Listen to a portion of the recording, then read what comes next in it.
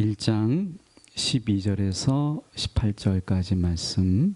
제가 이제 성경으로는 신약성경 317쪽의 말씀 제가 봉독해 올립니다. 12절에서 18절까지. 오늘은 교독해 볼까요? 제가 12절, 여러분이 13절 이렇게 해서 18절까지 같이 우리 교독하도록 하겠습니다. 제가 12절 봉독합니다. 형제들아, 내가 당한 일이 도리어 복음 전파의 진전이 된 줄을 너희가 알기를 원하노라. 매임이 그리스도 안에서 모든 시대 안과 그 밖 모든 사람들에게 나타났습니다. 형제 중 다수가 나의 매임으로 말미암아 주 안에서 신뢰함으로 겁없이 하나님의 말씀을 더욱 담대히 전하게 되었느니라.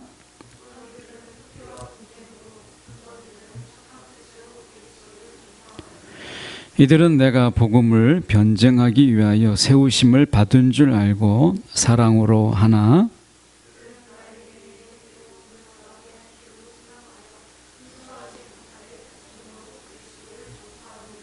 18절을 같이 읽겠습니다.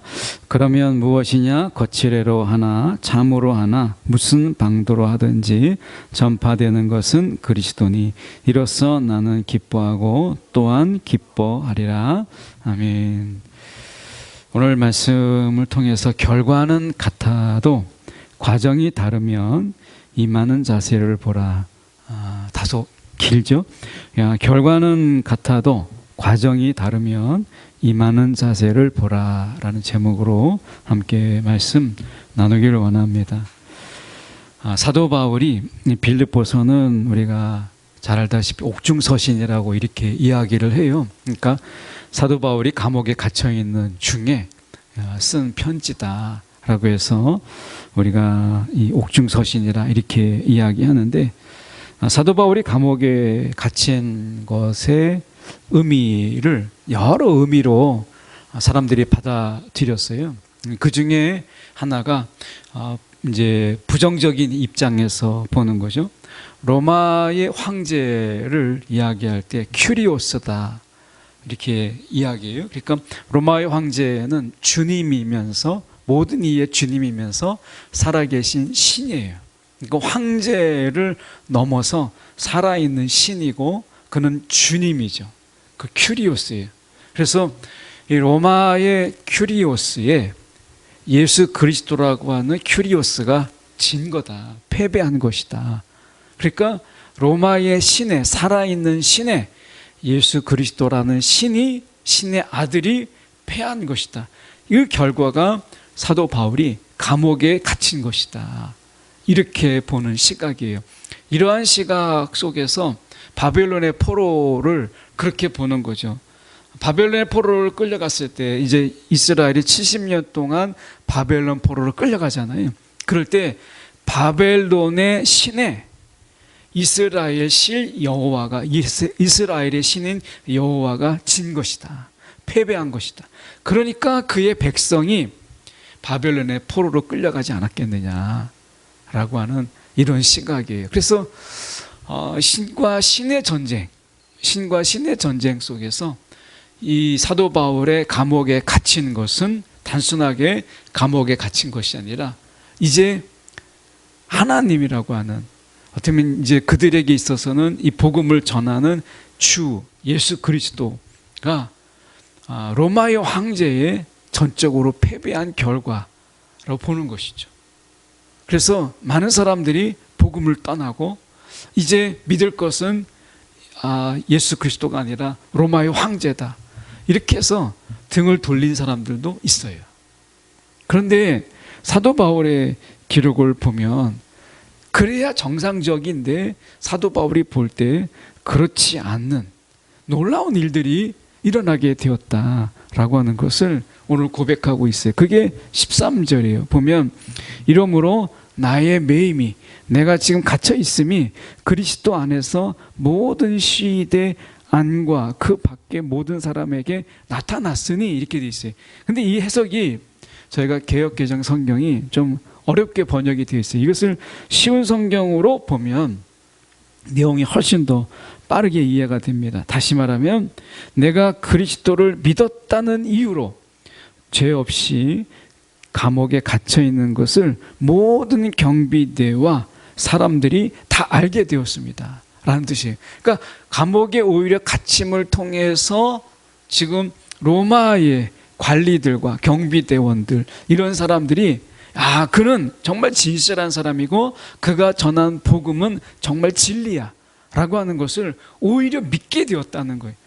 그러니까 진리이기 때문에, 그것이 진실이기 때문에 이 거짓과 속임의 세상 속에서 그가 갇힌 거다, 이렇게 본 거예요. 그러니까 사도 바울이 갇혔다는 것 때문에 로마의 이 사람들이 지금 이 어떻게 보면 지금 이 시위대, 그리고 이 그 밖의 사람들 속에서 어떻게 된 거냐면 더 많은 믿음의 확장이 있었다라고 이야기하는 것이죠. 놀라운 거 아니겠어요? 그러니까 지금 감옥에 갇혀 있는 가운데서 사도 바울이 지금 쓰고 있는 편지인데, 그래서 옥중서신인데 지금 어떤 놀라운 일이 벌어졌다는 거예요. 자기가 지금 감옥에 갇혀 있어요. 왜 감옥에 갇힌 이유가 무엇이겠어요? 사실 이 사도 바울은 감옥에 갇힐 이유가 없었죠. 이 가이사랴에서 로마 총독인 벨릭스와 그의 이제 후임으로 온 베스도, 이 벨릭스와 베스도가 로마의 총독으로 이제 가이사랴 지역을 다스렸는데, 이 3년 동안이나 사도 바울은 우리가 이 어떻게 보면 부패한 재판, 그러니까 유대인들의 눈치를 보면서 유대인들의 압력을 적절하게 받아들이면서 사도 바울을 3년 동안이나 이 벨릭스와 베스도가 가이사랴에서 재판을 해요. 근데 이 재판이 굉장히 불리한 재판, 어떤 증거나 증인이 있는 이런 게 아니라, 증인과 증거가 아니라 사람들의 이야기들을 가지고 이 사도 바울을 일방적으로 몰아세우는, 유대인들의 편에 서서 이 벨릭스와 베스도가 재판을 벌이는, 불공정한 재판을 벌이게 돼요. 그것도 3년이나. 그래서 사도 바울이 마지막으로 마지막 찬스를 쓰죠. 그게 뭐냐면 로마 시민권이에요. 이 로마 시민권으로 인해서 나는 이 벨릭스와 베스도의 이 재판을 만족하지 못한다. 나는 이제 로마에 가서 가이사의 황제의 재판을 받고 싶다. 그래서 로마 시민권의 카드를 꺼내죠. 그래서 로마로 압송이 돼서 갇혀있는 중이에요. 갇혀있는 중에 쓴 편지가 지금 그 중에 하나가 빌립보서예요. 빌립보 교회에게 보내는 편지, 이거죠. 근데 보세요, 이 갇혀있다라는 것 때문에 복음을 전한다라는 그 복음을 전한다라는 것 때문에 그 시위대, 그 경비대죠. 이 경비대와 그 주변에 있는 사람들, 그리고 그를 아는 사람들이 오히려 이거는 정말 그가 전하는 진리, 이 복음이 진짜야 라는 것 때문에 오히려 더 굳게 믿게 되었다라는 거예요. 이 하나님의 일입니다. 사도 바울이 갇혀있는 중에 그가 할 수 있는 게 뭐예요? 감옥에서 그가 찬양을 드리고 하나님을 경외하는 것 외에 어떻게 할 수 있겠어요? 그런데 사도 바울이 전하는 그 복음, 사도 바울이 옥중에서 옥중하는 그 생활, 그 기쁨을 잃지 않고 있는 그 모습들, 감옥에 갇혀 있는데 갇혀 있는 자 같지 않는, 오히려 경비대, 그를 지금 경비하고 하는 사람들이 오히려 세상에 짓눌러 있는, 근데 사도 바울은 갇혀 있음에도 불구하고 더 자유하고 더 찬양하고 그런 모습 속에서 그를 감시하는 자들이 정말 그가 믿는 하나님이 도대체 누구이기에, 그가 전하는 예수가 도대체 누구이기에 그가 이럴 수가 있나. 감옥에 갇힌 사도 바울을 감시하고 있는 그들조차도 자유함이 없는데, 이런 자유, 이러한 기쁨은 도대체 어디서 오는가 라는 것 때문에 오히려 그를 지키고 있는 경비대와 그 사람들이 정말 예수 그리스도가 정말 계시는구나. 그래서 예수 그리스도를 우리가 더 전파하게 되는 결과를 가져와요.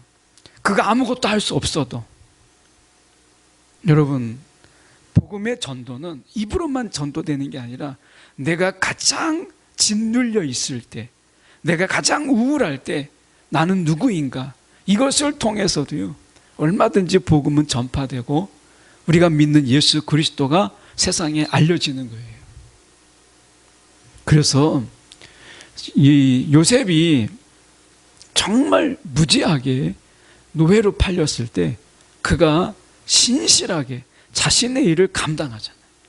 왜 나에게 이런 일이 생기는가 원망하고 불평하면서 주저앉지 않았어요. 무너지지 않았어요. 중요한 것은 그가 그런 일들로 인해서 무너지지 않았다는 거예요. 무너지지 않았다. 오히려 견고해졌다라고 하는 거예요. 여러분을 지켜보고 있고 여러분을 바라보는 많은 사람들의 눈이 있어요.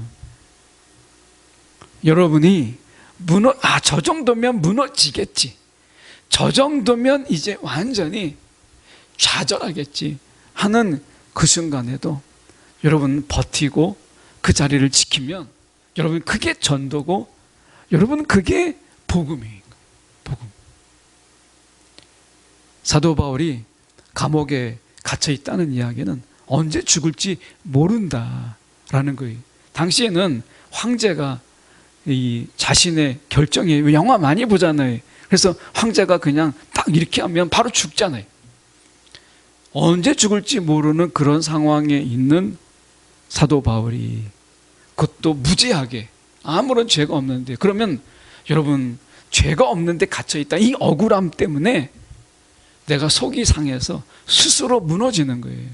여러분 그렇지 않아요? 삶 속에서 내가 잘못한 게 없는데 부당한 대우를 당하고, 세상에서 내가 정말 신실하게 정말 성실하게 살았음에도 불구하고 나를 대접하고 나를 대우하는 것이 턱없이 부족할 때 우리가 분노하고 화가 나고 세상에 억울함이 있잖아요. 여러분 그럴 때 어떻게 하세요? 바로 그럴 때가 여러분 역설이지만 그때가 찬양할 때고 그때가 기뻐할 때라는 거예요. 이게 정말 어려운 거잖아요. 아니 그게 뭐가 기뻐할 일이고, 우리가 사실 그때는 하나님께 따져야 될 때고 정말 계급장 뛰고 하나님께 맞짱 떠야 될 때이지, 그때 찬양하고 하나님께 막 영광을 돌릴 때 아니라고 생각하잖아요. 그런데 그 순간도 하나님은 쓰신다. 그 순간도 하나님은 함께 하신다. 그 순간에 하나님은 일하신다 라고 하는 것이죠. 사도 바울은 그가 갇혀 있어서 손 하나 까딱할 수 없는 상황, 그런 상황 속에서 옆에 사람들이, 오히려 로마의 그런 경비원들이, 경비대들이 더 믿음이 더 굳건해졌다라고 하는 거예요. 놀랍잖아요. 예수님이 십자가에서 죽으셔서 그 죽으셨을 때 그 죽음을 본 로마의 관직들이, 로마의 군인이 비로소 이야기하죠. 아, 그는 실로 하나님의 아들이었다. 그는 실로 하나님의 아들이었다. 예수님이 죽어서 아무것도 할 수 없는 그 순간에 하나님은 역사하셔서 한 사람의 그 심령을 만지셔서 비로소 그 이방인의 입술로 예수가 누구인가를 외치게 하는 결정적인 장면을 만들잖아요. 성경 속에서 그는 실로 하나님의 아들이었다. 내가 할 수 없는 순간에도 하나님은 하신다. 사도 바울은 이걸 알았던 거예요. 그래서 그는 기뻐했던 거예요. 갇혀 있으면서도. 갇혀 있는 주제에 빌립보서에게 뭐라고 얘기해? 기뻐하라. 외치잖아요. 여러분, 세상이 우리가 보면 그렇게 공정하지가 않아요. 세상이 공정하지 않고, 세상은 정말 불공정하고요. 세상은 우리가 열심히 산다고 해서 되는 게 아니에요. 열심히 산다고 해서 되는 것도 아니고, 또 열심히 내가 신실하게 산다고 해서 그대로 대가가 이루어지는 것도 아니에요. 세상은 요지경이라고 이야기해요. 세상은 오죽했으면 악한 사람이 더 승승장구하고 막 속이고 거짓하고 우리가 남의 거 등치고 이런 사람들이 더 잘 살고, 거기서 끝나는 게 아니에요. 그 자녀들이 또 얼마나 잘 되는지 몰라요? 세상은 요지경이에요. 게으르고 나태한데도 잘 사는 사람도 있고 열심히 사는데도 더 가난해지는 사람도 있어요. 이런 세상 속에서 우리는 어떻게 살아야 될까요? 여러분, 세상을 보면 실족하고 실망할 수밖에 없어요. 그래서 주님을 바라보는 거예요. 주님을 바라보면 주님의 공정이, 주님의 정의가 이 땅에 있음을 보게 되는 거예요. 사도 바울을 보면 그걸 느끼게 돼요. 사도 바울, 그가 정말 편안하게 살 수 있는 이런 삶이 그에게 있었잖아요. 가말리엘의 수제자, 이 말은 가만히 있으면 그가 성공이 있고 명예가 있고 부가 있고 그리고 자기를 따르는 많은 세력을 얻을 수 있는 그런 자리예요. 근데 그걸 버렸어요. 그럼 버렸으면 보상이 있어야 되잖아요. 보상. 근데 어떻게 했어요? 복음을 전하는데 죽을 뻔했던 게 여러 번이었어요. 죽을 뻔했던 게. 채찍에 맞아서 그가 죽을 뻔, 사경을 헤매는 그런 지경이 여러 번이었다. 감옥에 갇히고. 이게 무슨 일이에요? 정말 세상이 불공정하잖아요. 그럼 세상만 불공정이에요? 사도 바울만 놓고 본다면 정말 하나님도 불공정해 보이죠. 근데 우리가 좀 줌을 사용해서 넓게 좀 당겨서 보면, 확대해서 보면 사도 바울, 그의 삶 속에서 정말 하나님은 함께 하셨고 그 사도 바울의 그 복음의 전파가 결코 헛되지 않았다. 1차, 2차, 3차, 로마까지 4차에 그가 선교 여행을 통해서 그가 생겨난 많은 교회들, 그 교회들을 통해서 얼마나 많은 성도들과 신자들이 예수께 돌아오게 되었어요. 놀라운 일이잖아요. 여러분, 좀 좁혀서 감옥에 갇혔다라는 것만 보면 하나님도 별 수 없구나. 세상의 불공정 앞에서 하나님이 패배한 것처럼 보이죠. 그런데 더 넓게 보면 하나님은 일하시고 하나님은 지금 그와 함께 하시는구나. 저는 사도 바울이 이 감옥에 갇힌 이 순간이 하나님에게 그에게 쉼을 주었다고 생각해요. 선교의 여행 속에서 지쳐있는 그에게 오히려 그에게 쉼이 되고 하나님과 1대1의 자리, 찬양하고 하나님을 바라볼 수 있는 그 시간이죠. 오늘 말씀 속에서 보시면 놀라운 말씀이 있습니다. 15절입니다. 보시면 이렇게 말씀이, 어떤 이들은 투기와 분쟁으로, 어떤 이들은 착한 뜻으로 그리스도를 전파하나니, 이렇게 말씀해요. 그러니까 이 말이 무엇이냐면 그들이 전하는 복음이 가짜가 아니라는 거예요. 여기 지금 사도 바울의 말씀 속에서 보면 그들이 전하는, 지금 뭐냐면 투기와 시기와 이 어떤 증오, 이런 거죠. 이런 것으로, 분쟁으로, 다툼으로 복음을 전하는 자들이 있어요. 좋은 뜻으로 전하는 게 아니에요. 이들의 뜻이 뭐냐면 사도 바울을 좀 나쁘게 보는 거예요. 사도 바울이 눈꼴 시려운 거죠. 우리가 예수 믿는 사람 속에서 다 같은 마음 아니잖아요. 예수 믿는 사람들 속에서도 시기가 있습니다. 괜히 저 사람이 싫은 거예요. 저 사람이 괜히 미운 거예요. 예수 안에서도 우리가 그래요.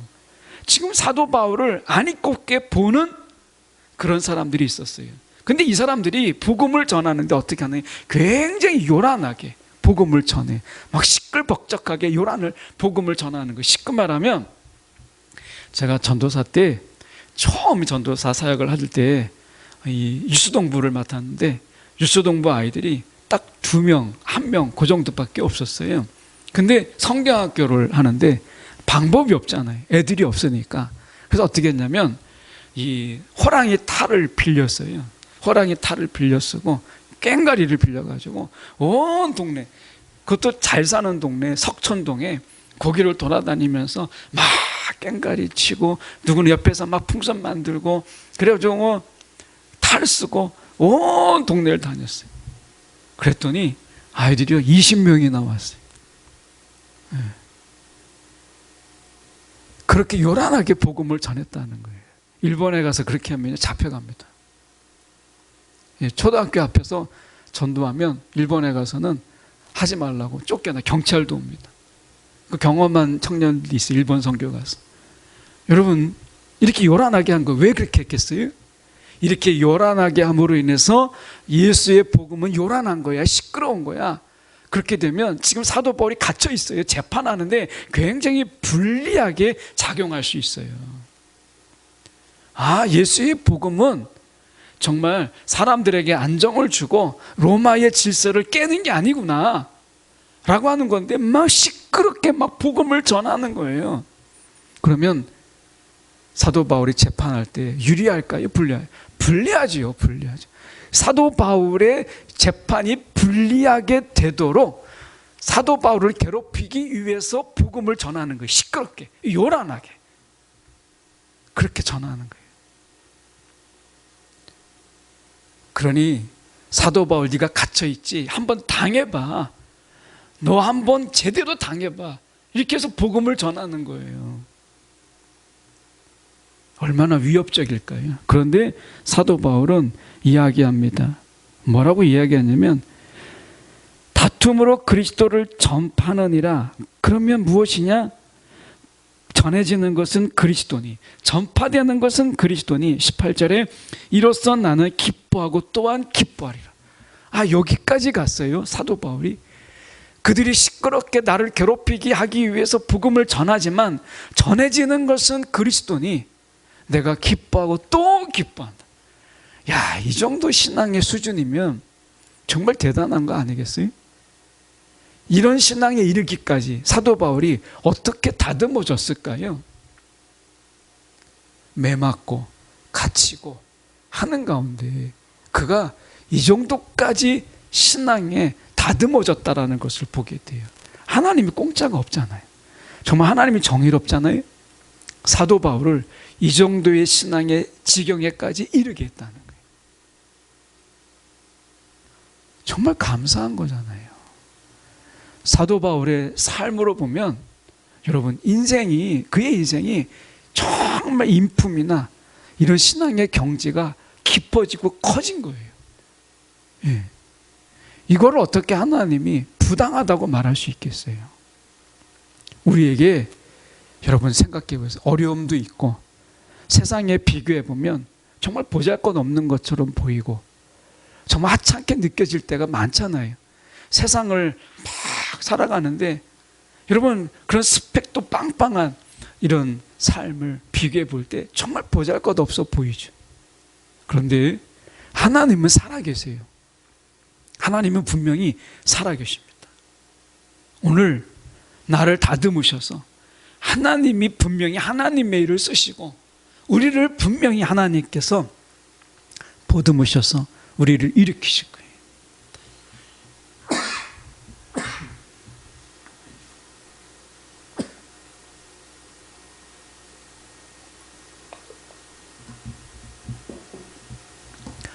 세상은 그런 사람들을 조명하지 않아요.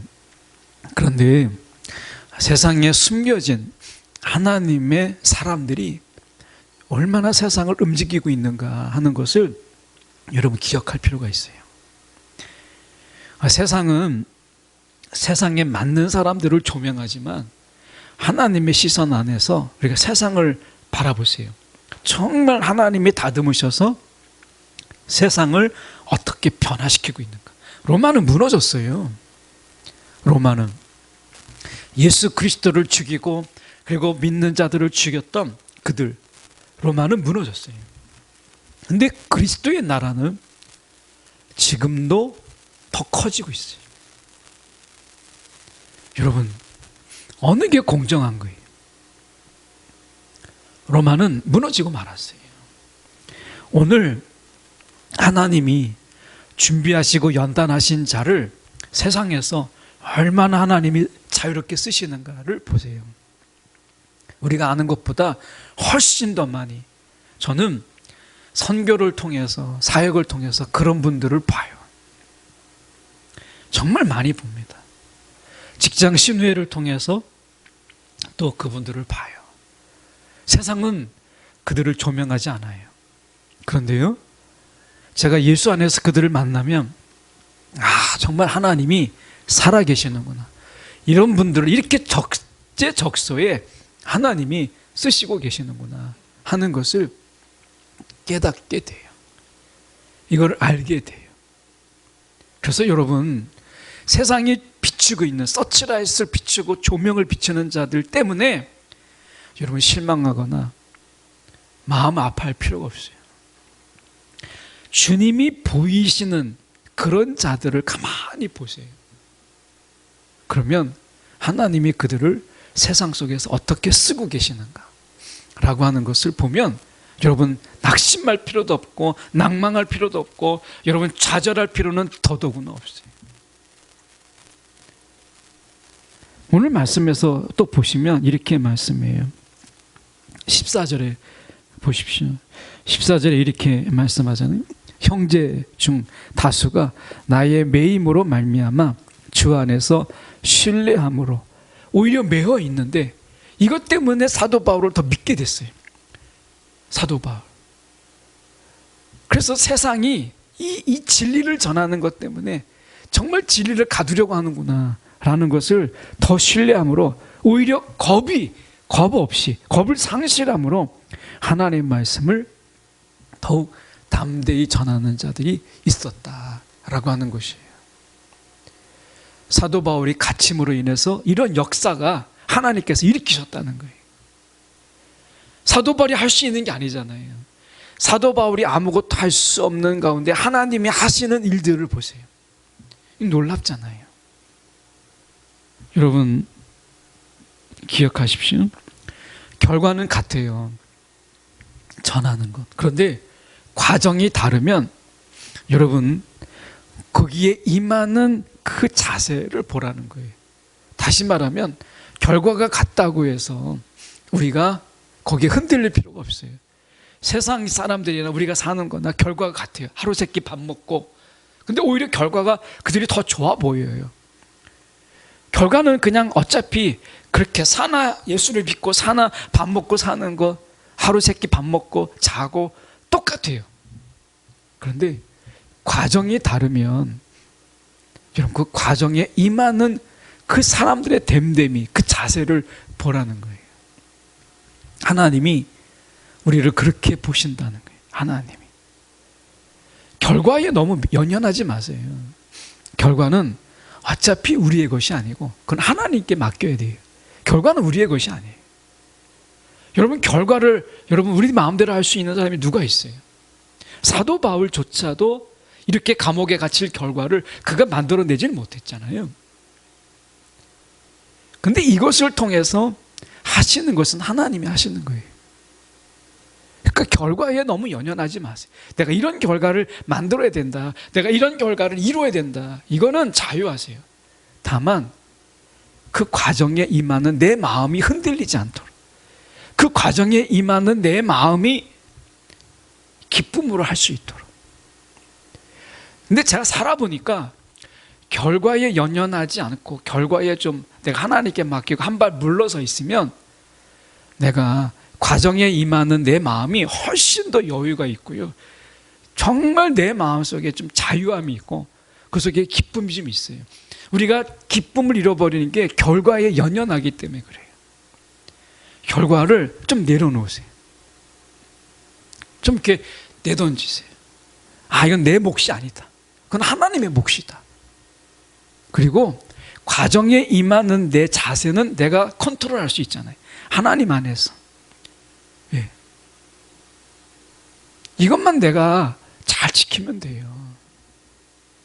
내가 막 결과까지 어떻게 해보려고 그럴 필요까지는 없다고 봐요. 여러분이 지금 어떤 일을 계획하고 준비하고 계세요? 여러분 결과 중심이 아닌 내가 어떤 마음으로 임하는가에 거기에 중심을 두세요. 이것을 우리가 그리스도의 중심이라 이렇게 말하는 거거든요.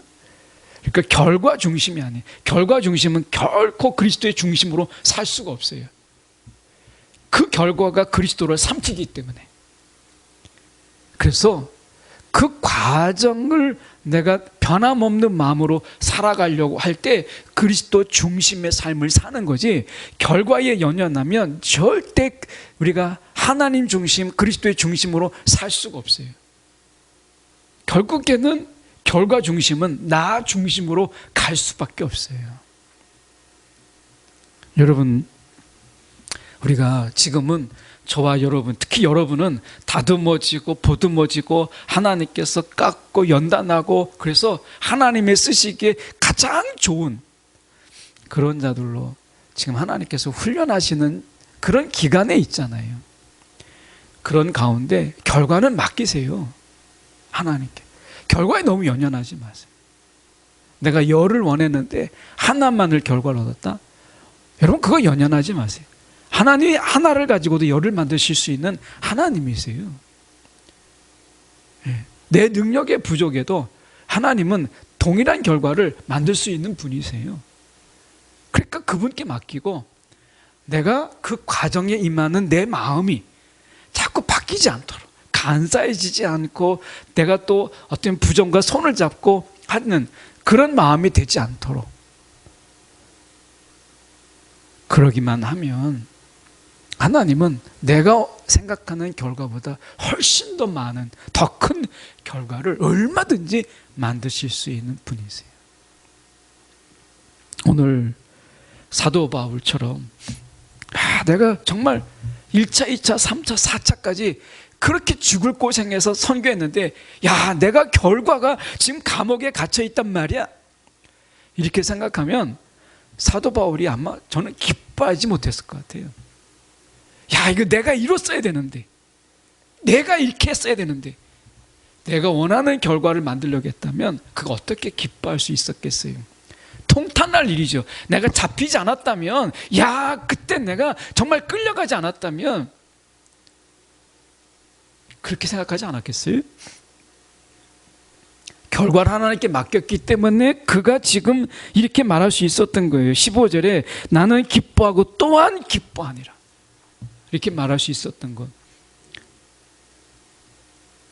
결과 중심이 아니었다라고 하는 것이죠. 예. 여러분, 과정에 임하는 저와 여러분의 마음이 흔들리거나 또는 변질되지 않도록 동일한 마음, 이 마음만 지킬 수 있으면 여러분, 결과는 하나님께 맡기세요.